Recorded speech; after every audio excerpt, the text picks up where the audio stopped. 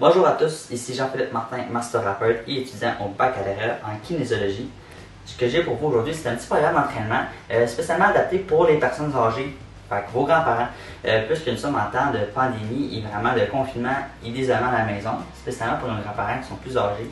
Je vous encourage vraiment à leur envoyer cette capsule-là ou à leur montrer de façon à ce qu'ils restent actifs pendant le confinement. Fait que c'est des exercices très simples qui peuvent être rendus plus difficiles ou plus faciles, qui vont leur permettre de bouger, de rester actifs et de travailler sur quelques habiletés motrices qu'ils ont. Bon, parfait. Le premier exercice que nous allons faire est l'exercice d'équilibre tandem. Pour cela, ce que vous allez faire, c'est placer un pied devant l'autre. Ça veut dire, dans ce cas-ci, je place mon droit en premier devant mon pied gauche. Fait que mon talon et mon orteil sont collés. Vous devez maintenir la position pour une durée de 30 secondes.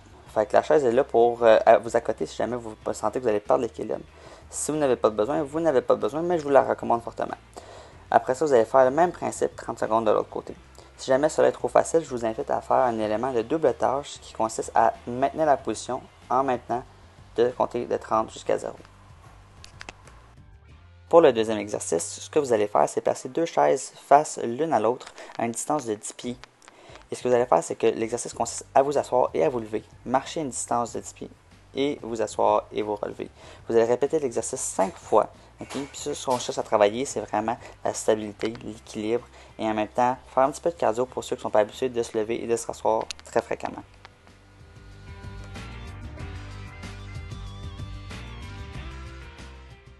Pour ce qui est du troisième exercice, le push-up au mur, la distance des pieds par rapport au mur va définir la difficulté de l'exercice.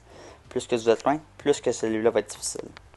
Ce que vous allez faire, c'est placer la main environ un peu plus large que les épaules, à la hauteur des aisselles et les appliquer sur le mur. Ajustez la distance de vos pieds, descendez vers le mur et revenez avec une extension complète des bras, ce qui vous permet de travailler votre haut du corps.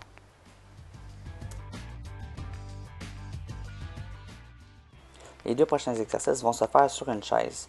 Dans les deux cas, asseyez-vous au bout de la chaise. Ce que vous allez faire dans ce cas-ci, c'est lever le bras contralatéral à la jambe, c'est-à-dire le bras opposé à la jambe, comme cela. Et ce que vous allez faire, c'est maintenir un tronc solide, garder votre équilibre et travailler vos abdominaux. On va éviter de courber le dos comme ceci. Finalement, pour le dernier exercice, je vous conseille de prendre soit une canne de nouilles de soupe ou une boîte de nouilles. Ce que vous allez faire, tout en étant assis sur le bout de votre chaise, c'est tout simplement amener la canne en haut de la tête, garder la canne à hauteur des épaules et effectuer une rotation des deux côtés. Revenez dans le centre. Ceci complète une répétition. Vous allez faire pour 10 répétitions totales.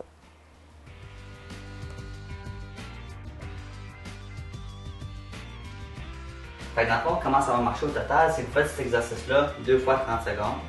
Après ça, vous allez à celui-là, 2 fois 5, 2 fois 10, vous le faites toute une fois.